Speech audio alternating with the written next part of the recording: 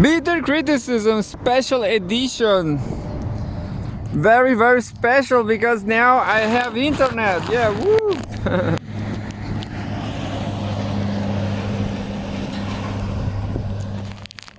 Well, I have internet and I can research in real time for news. So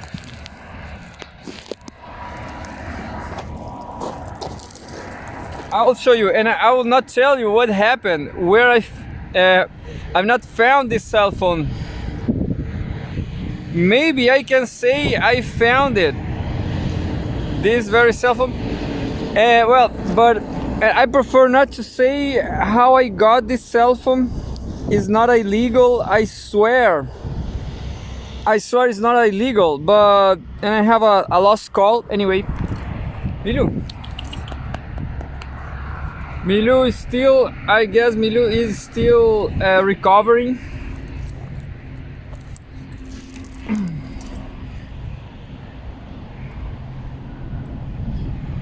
Yeah, dogs recover very fast. Well, and we have all the news we won. We have all news we can imagine. Like this one, look. Let's do whatever I always do, but this time in real time. Look, let's download. I'm gonna download Telegram because I don't have.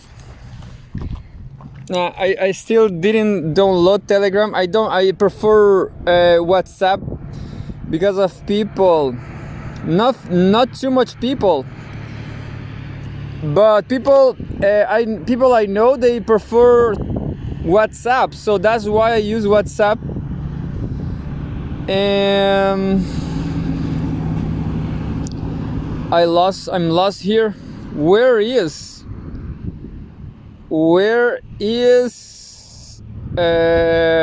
Play Store? Yeah, Play Store is there. Telegram. Let's find out what Pepe Escobar is saying. I'm installing Telegram. Look, I'm not sure if you 8%, 14%, 17%, 22% Telegram, and then rock and roll I don't remember. Pepe Escobar rock and roll politics, I guess. Rock and roll geopolitics, I guess. I'm not sure. Why not synth pop, Pepe Escobar? Why not synth pop? Synth pop geopolitics. I'm going to do on my own channel.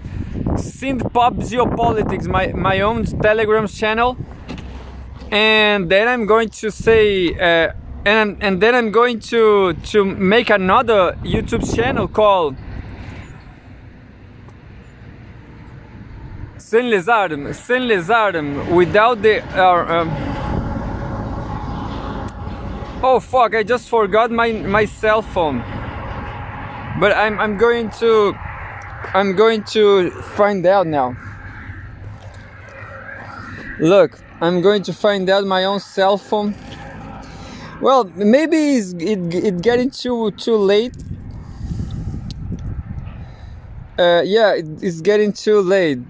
Yeah, I will ask for a friend. I will ask a friend my number because I left all my old phones at home. So yeah, right now this cell phone, that it could be stolen because it's a nice one. This phone is 260 gigas, so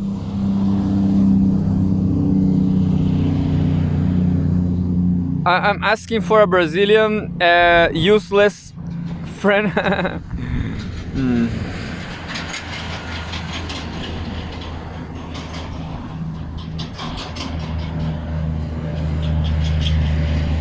So I'm asking you, I'm asking this. Well, Brazilian people, they are all recent. So I asked this guy, I asked me for my number because I don't have it here. But that is, thank you. I will say this cell phone is Xiaomi, and it's great, I guess. And this cell phone I'm using for recording is a Huawei one. So everything is it's Chinese. So live long for China.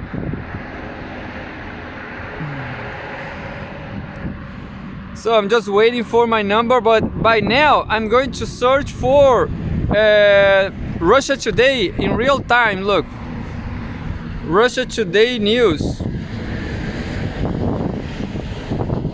Breaking news, Russia news, world news. Accept cookies. Accept cookies. Putin set conditions for Ukraine ceasefire. Hostilities can only be suspended if irreversible steps are taken by Kiev.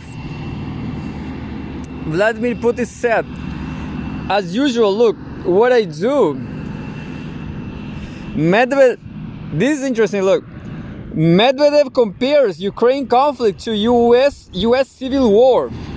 Yeah, I guess. And we have a video, Richard Madhur, voters. Richard Madhur is alive, people, yeah. I'm going to search Timur Fomenko because it's my favorite. Timur Fomenko. And we have no news, nothing new from Timur Fomenko. He's on holiday in China.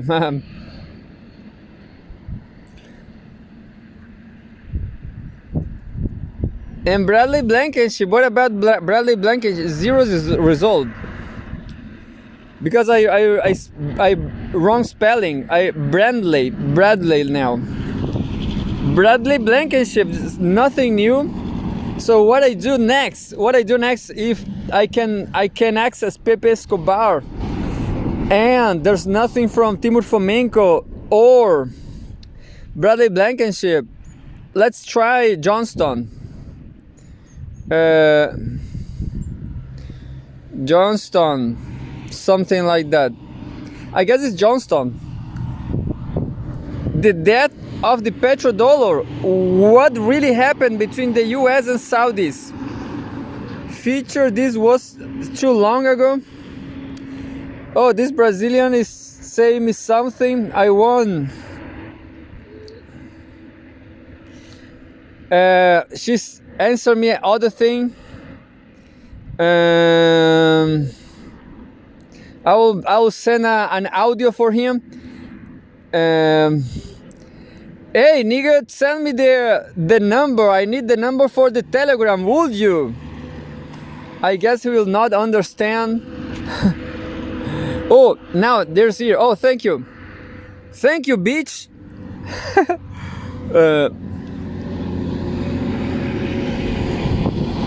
Well, that's it.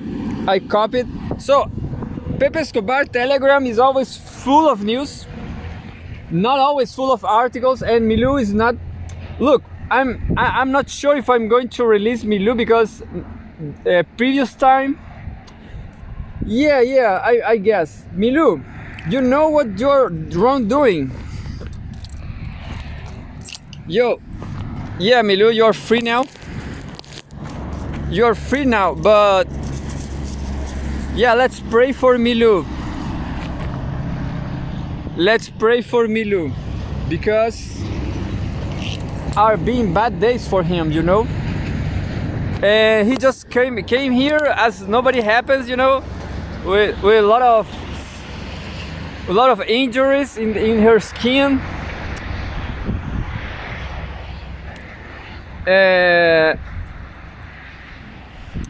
Let's see what happened.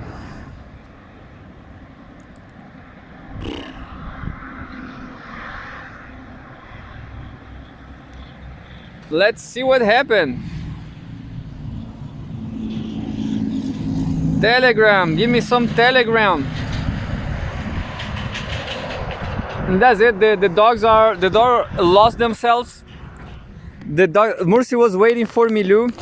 They are so nice, but they are in danger, you know. You know, in the future, I will put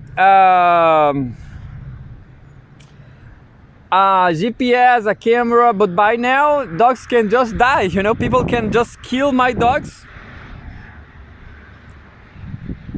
My dogs are kind of fierce. Oh, there's the dogs. Let's pray for the dogs. They are free now.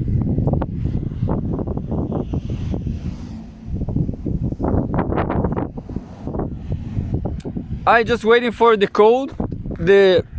I'm just waiting for the Telegram code. Oh no! And now I have to. No, I have to watch my email. So, yeah, business. I mean, yeah, kind of business in real time. We are doing business. This is not business, but you know, I just signed it. Asia Vibes is to meet a Chinese woman, but it's being hard. I mean, they are really fake. They are robots. I'm just waiting for my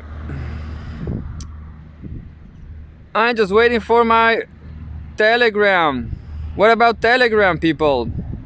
Where are the Telegram email?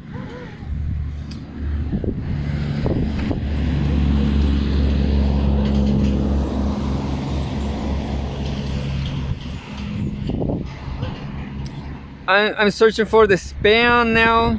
Telecompact. Oh, what the hell? What is this, my? Nothing here. Well, I cannot see Telegram.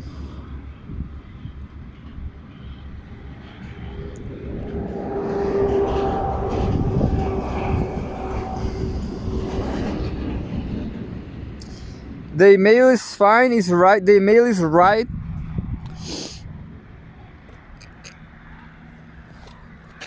Good. There's no mail for me. What are the mail? Well, I just quit on Telegram by now. I quit on Telegram, but next time, yeah.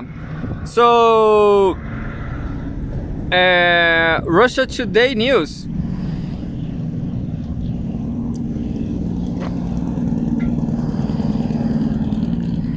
Russia Today news. I guess I will read the Medvedev news. And says like this. So yeah, next time maybe I will. So yeah, don't doubt on liking my page so I get 1,000 subscribers to make live videos. That will be great. And to make interviews in English, of course, or Spanish, or even Portuguese, and that's it. I don't speak any other language. Medvedev compares Ukraine conflict to U.S. civil war. The forget president suggests that Moscow and Kiev were similar to the northern and southern states who fought over slavery. Yeah, you know, as I know these Chilean people, they will say, oh, Medvedev is absolutely crazy. Russian people, they are crazy. This, whatever he said, whatever he wrote, whatever Russia Today published is just craziness. But yeah, I will read it. The former president suggested that Moscow and Kiev are similar to the northern and southern states who fought over slavery. And I will upload this later. But the news are alive. File photo illustration of the American Civil War Battle of Chickamauga. Kate Lance. The current conflict between Moscow and Kiev is similar to the 19th century US Civil War. Deputy Chairman of Russia's Security Council, Dmitry Medvedev, claimed in a Telegram post on Thursday as America celebrates its Independence Day. In his message, the former Russian president pointed out that the Civil War was spoken about less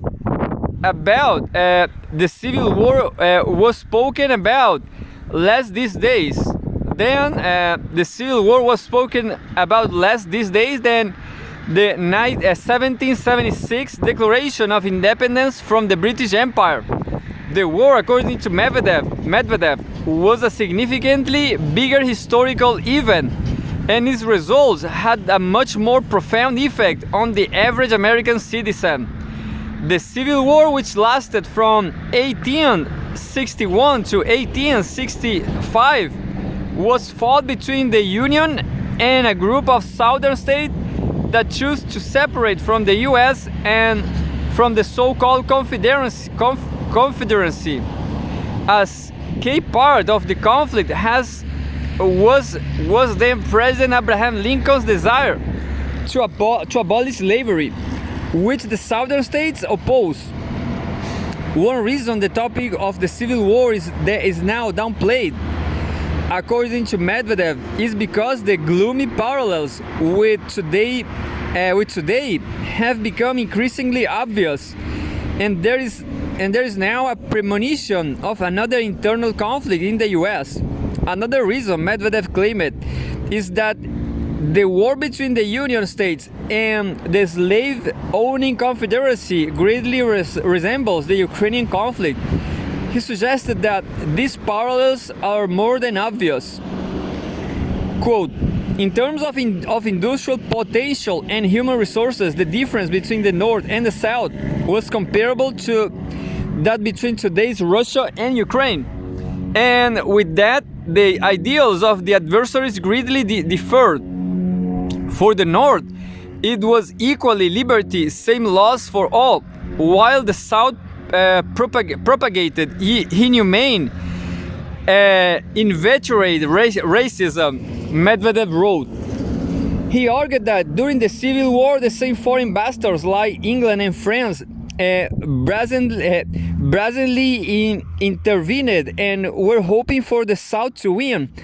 They supported the slave owners in the same way they support Nazi Kiev today, together with the present-day US, he added. Well, I have to read this again because this is just what anyone in the West global South like Chile, I guarantee you this. These people over here, they are just like NATO. They are just like Atlanticists.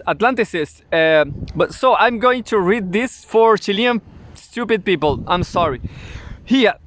I'm saying Chilean special people. Yeah, I'm going to read this for Chilean special people. He argued that Medvedev, during the Civil War, the same foreign bastards like England and France brazenly intervened and were hoping for the South to win. They supported the slave owners in the same way they support Nazi Kiev today, together with the present-day US, he added. With the present-day US. So yeah, that's unfortunately how geopolitics go. They are always exploiting people. They are always abusing the poor, the weak. Medvedev said the outcome of the US Civil War and the abolition of slavery was one of the brightest pages in America's short history. It's funny because in fact America has a very short history. Russia has a great history, a great territory. Anyway, Medvedev said the outcome of the US Civil War and the abolition of slavery was one of the brightest pages in America's short history, and suggested that the international public should view the Ukraine conflict through a similar lens. In essence, he concluded the Ukraine conflict is a civil war among the same people, in which the majority are forced to defend their independence with weapons, fighting against the neo-Nazis who were once again supported by corrupt Europe and the American military-industrial complex. He predicted that just like in the 19th century, the outcome of the current conflict will be the unification and revival of Great Russia, and paraphrased former US President Donald Trump in claiming it will make Russia great again. Yeah, so Medvedev should be the next president. Sometimes I advocate for Maria Zakharova, even Maria Sharapova, but I guess those ladies just don't care about it. And that's it. That was from Russia Today Alive. I will check my email to access, just to access Telegram. Maybe it's not here. It's not here. Yeah. So very strange. Very strange. So we have music too. You have YouTube. You have everything.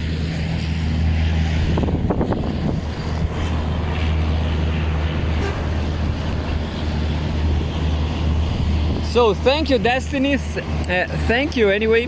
Thank you, China, for the cell phones and the internet. I guess I'm not sure.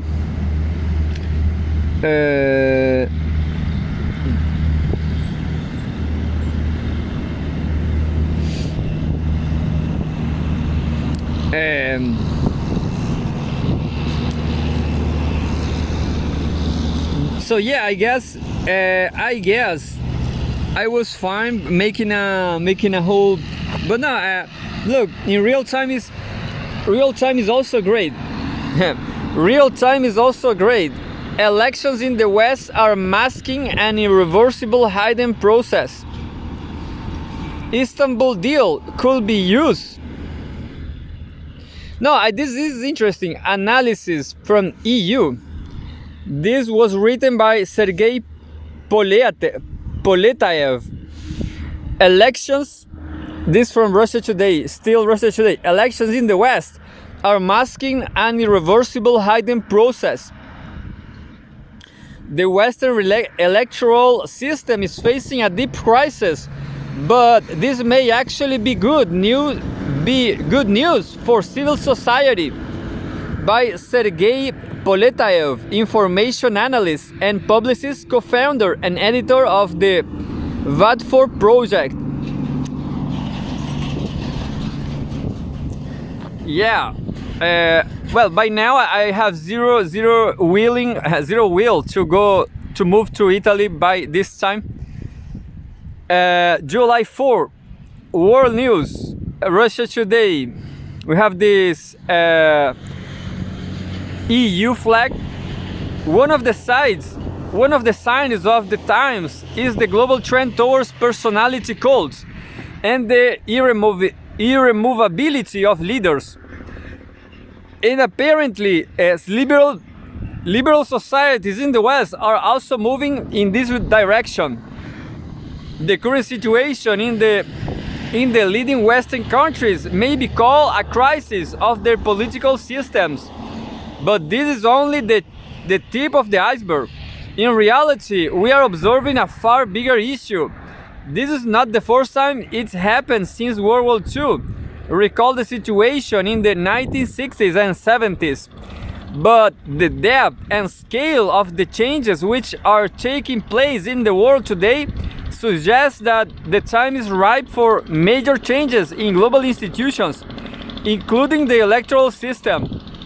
The most important mechanism Western propaganda has convinced us that elections are the result of fair competition and almost anyone can come to power as long as their ideas are supported by a sufficient number of people. Of course. And well, Milou is not coming.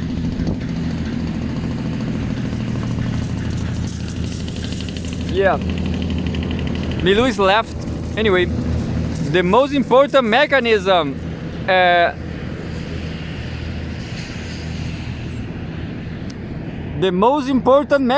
a subtitle. There were some stones. The girls want some stones.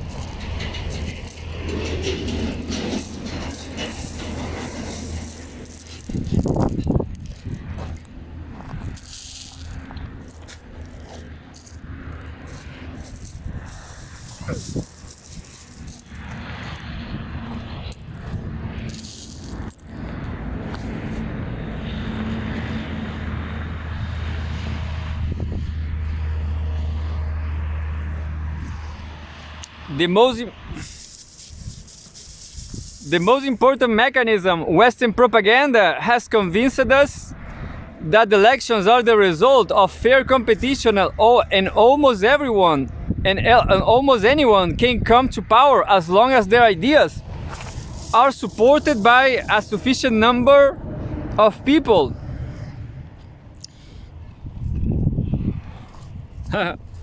Pray for Milu. Milu is not here. Milu is probably fighting to death. Stupid Milu. Western propaganda has convinced us that elections are the result of fair competition, and almost anyone can come to power as long as their ideas are supported by a sufficient number of people. Of course, this is not the case. No country will be able to function if it radically changes course every few years. In reality, these elections are the final stage of the legitimization, or so to speak, public approval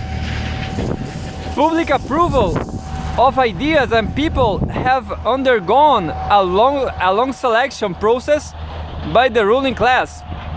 In an ideal world, this system supposes a perfect feedback loop. If the country and society are moving in the wrong direction, this is reflected in the elections, when new people with new ideas make their way into politics, and the country adjusts its general course without suffering unnecessary shocks. Since healthy societies prefer stability and predictability, any populist or extremist forces will have no chance of coming to power.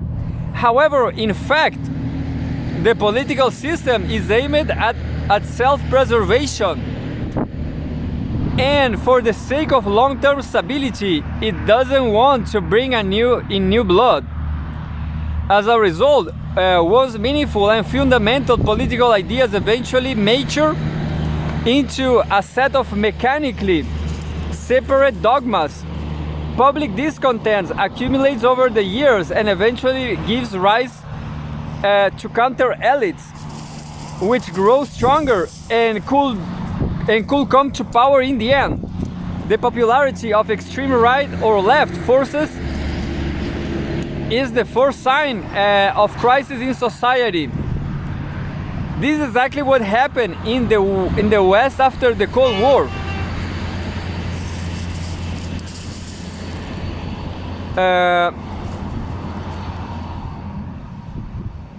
Over the past 30-40 years, Western elections have turned into sham. Of course, it doesn't look as bad as the Soviet system with its single candidate, but a competitive atmosphere doesn't necessarily mean that there are alternatives, and until recently, all Western candidates had to fit into a single mainstream liberal agenda.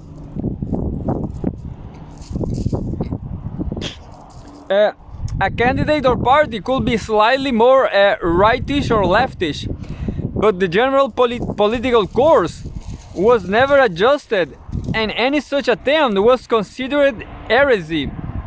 As a result, these votes have lost their main function to monitor popular sentiment and smoothly adjust the political course.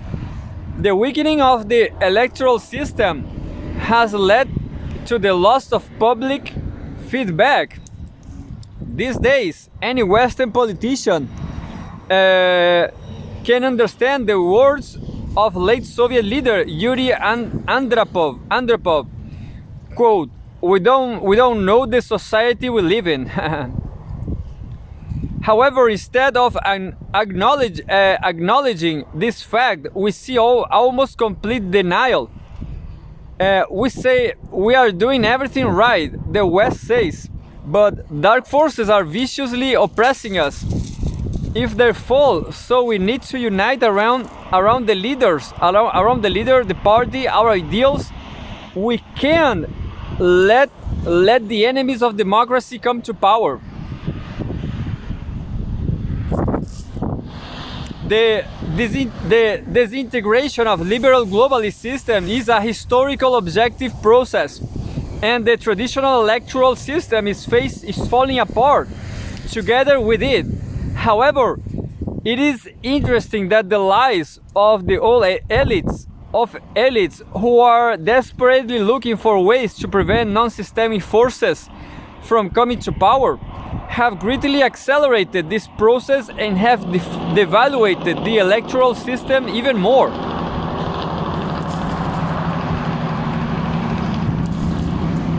Instead of trying to fix this malfunctioning fundamental society mechanism, the elites are destroying it with their own hands, and this will have far-reaching consequences.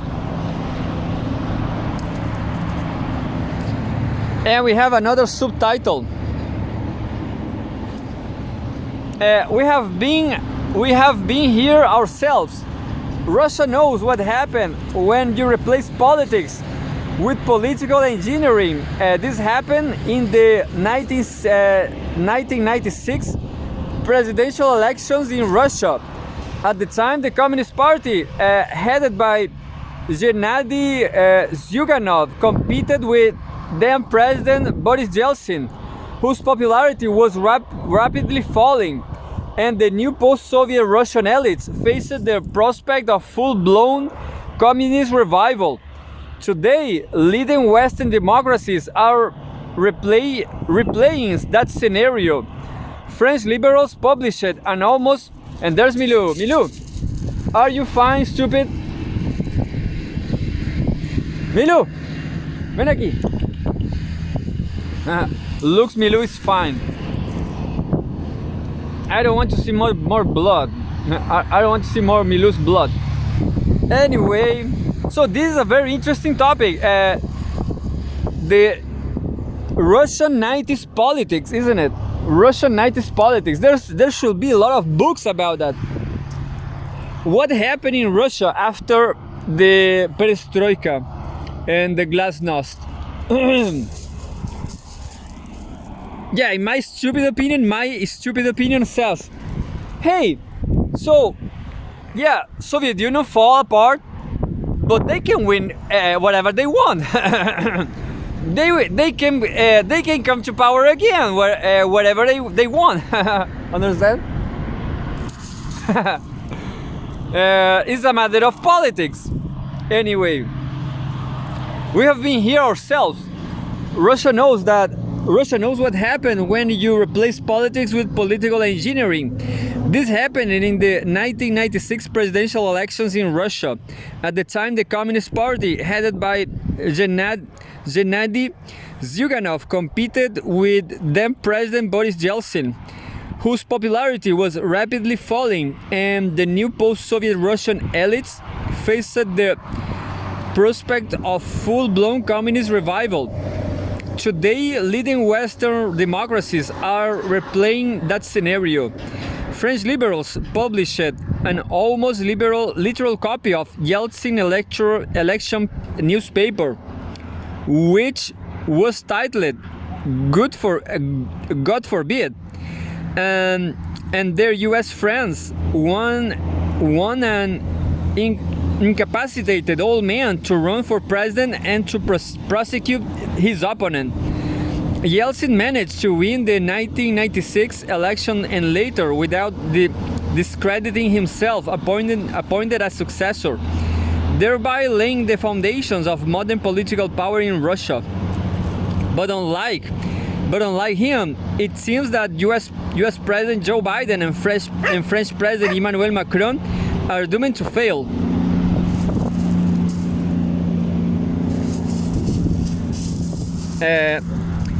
The Democrats are not able to present Biden as a strong candidate, but they have no backup plan. And last-minute attempts to replace Biden will only lead to a major fight within the party.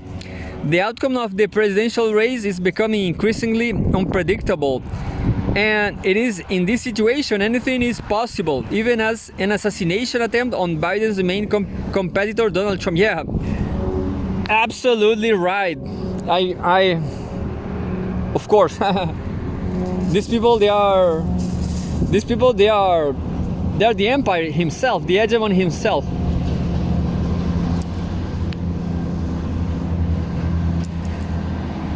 As for Macron, he has obviously outsmarted himself as a result of his own decision to call a snap election.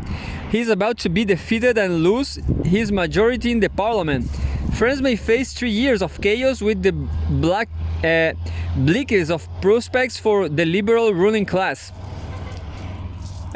Similar processes are going on in other Western countries. The 2024 G7 summit in Italy proved this point. Out of the 7 leaders of the free world, only Italian Prime Minister Giorgia Meloni could not be called a lame duck, and she came to power as a representative of right-wing forces, but was forced into a mainstream political course.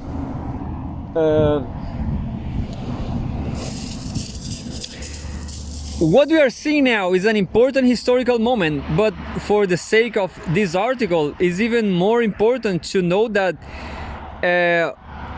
what will happen next. Not all liberal republics will survive this crisis. The formation of new ideologies will require a strong centralized government and strong leaders.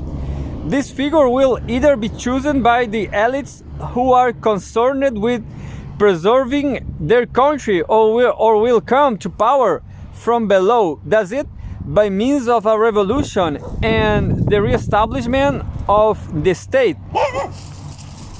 What the hell?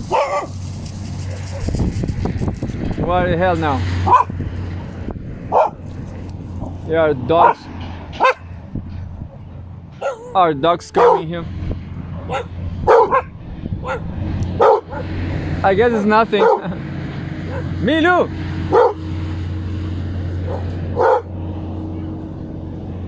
I hope Milu don't cross the well, if Milu start running to the, I guess it's always a dog, you know. It's always a dog in the upper part of on the houses. There's some foreign dogs. Foreign dogs.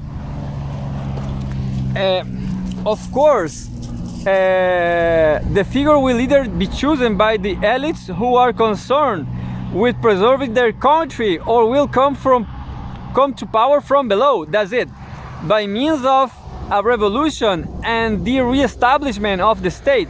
In any case, as a result of the current crisis, elections will lose their value.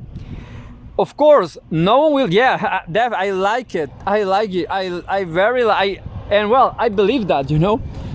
Even here in Chile, also here in Chile, there will be just more crisis and crisis. Of course, no one will crown yesterday's presidents and proclaim their emperors. Elections will probably continue to exist, but instead of being the final stage of an intra-elite competition that runs according to a pre-approved scenario, they will turn into referendums where the people will back the leaders they trust. Of course, by traditional liberal globalist standards, this is undemocratic. However, democracy has become mainly effective feedback from the masses to the elites that allows the country to correct its domestic and foreign policy. As we mentioned above, in the West, this function has been lost, which means that democracy itself has been also the system that will come to replace it. With the system that will come to replace it will require its own feedback mechanisms, not necessarily through elections, and its nature will be determined by the effectiveness of this. In the meantime, take the time to appreciate current events. They are not something you see every day. Yeah. Oh, this guy is very interesting. It will be my 9 or 8 columnist, not a 5th columnist.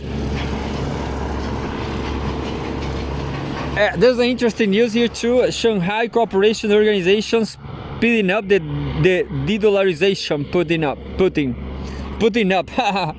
not putting up, but putting.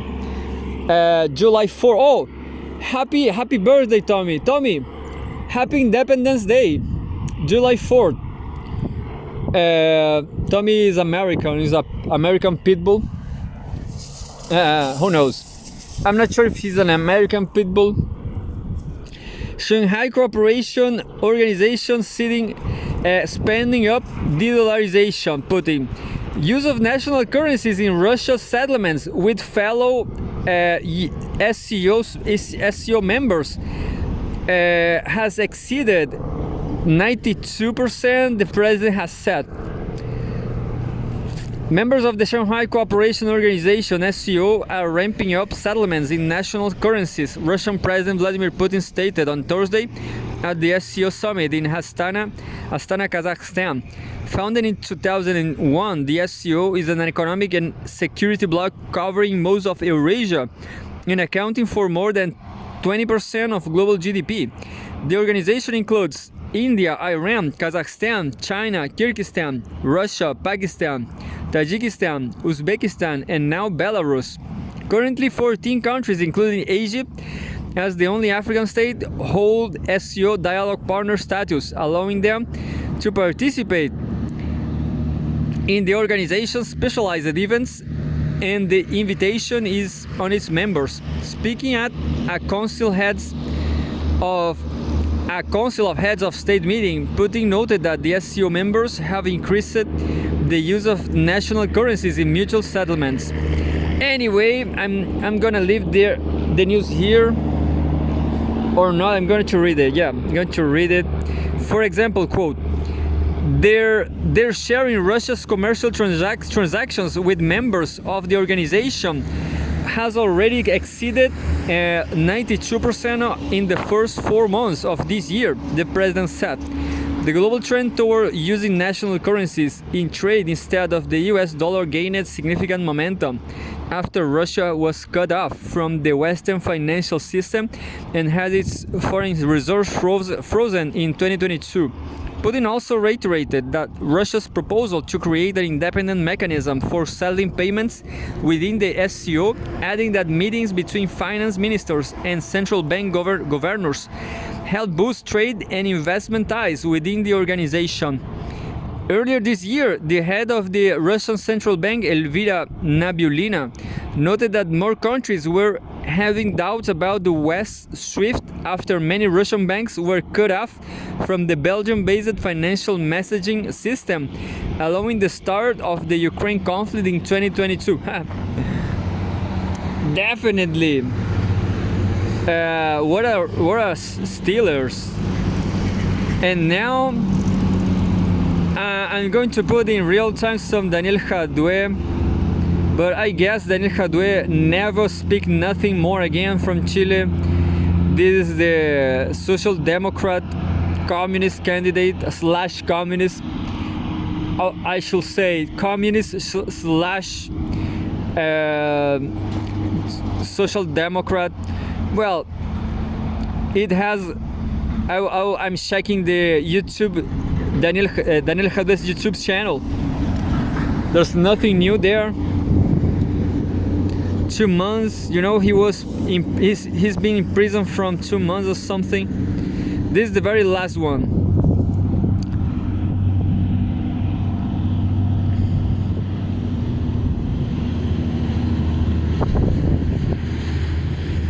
A esto uno podría, no sé, yo igual no se lo perdonaría, ¿no? Pero entonces es gente que se ha hecho la América con la salud de los chilenos durante tantos años, y a ellos le vamos a perder, a las familias más ricas de Chile, que tienen acciones aquí, que son dueños de clínicas que además tienen más utilidades. A estos les perdonamos y ahora les vamos a permitir que paguen en 13 años y que además le paguen con la plata que le van a tener que pagar los deudores. Entonces yo lo que pido al gobierno de Chile es que aplique con todos los deudores el mismo patrón. ¿Qué significa Todos esto? los que tienen deuda hoy día la puedan pagar en 13 años y con plata de las personas a los que les deben. Sí, Pero para lo que que vean, tienen que- porque se supone que aquí somos iguales ante la ley, ¿no? Porque esto además es un fallo de la Corte Suprema ratificado no sé cuántas veces. Entonces imagínate si los fallos, para no hacerlos cumplir, todos nos acostumbramos a que se hagan leyes de tal manera de que les permitan con facilidad cumplir lo que debieran cumplir de una. Yo la verdad que creo que es una falta de respeto. Yo afortunadamente estoy en FONASA, así que no me impacta, digamos. Yo prefiero que el 7% de mi salario, que es un salario alto porque es de jefe de servicio, vaya al Fondo Nacional de Salud a fortalecer el sistema de salud de todos los chilenos. Y yo creo que esa es la reforma estructural que deberíamos tener. El 7% todo al Sistema Nacional de Salud, que atienda desde que nace hasta que muere todas las enfermedades, y el que quiera contratar ISAPRE o seguros alternativos lo haga por fuera. Tenemos que construir un país solidario y efectivamente lo que necesitamos es que reformemos este sistema de salud que ya no da abasto. Además que imagínate, ¿y qué vamos a hacer si vuelven a llorar? Porque lo único bueno en la ley es que le impidieron retirar utilidades durante el tiempo que paguen la deuda, pero que como tienen ellos integración vertical, seguramente las utilidades las van a retirar en las clínicas, no en la ISAPRE. Si son todos dueños de clínicas. Me decía un economista que van a arreglar para que en algún lugar retiren las utilidades de todas maneras. me decía un economista. It's hard to explain what happened in Chile. Basically, health is just privatized, just like in the US. So that's why we have this marvelous country. irony detected. Because Americans are stupid, just like Tommy. And that's it. That was my first show with real-time internet. It doesn't wear so much different. And well, I want 1,000 subscribers. I'll never reach it, but that doesn't matter, as interviews are not more important than recording videos in real time, protests and stuff.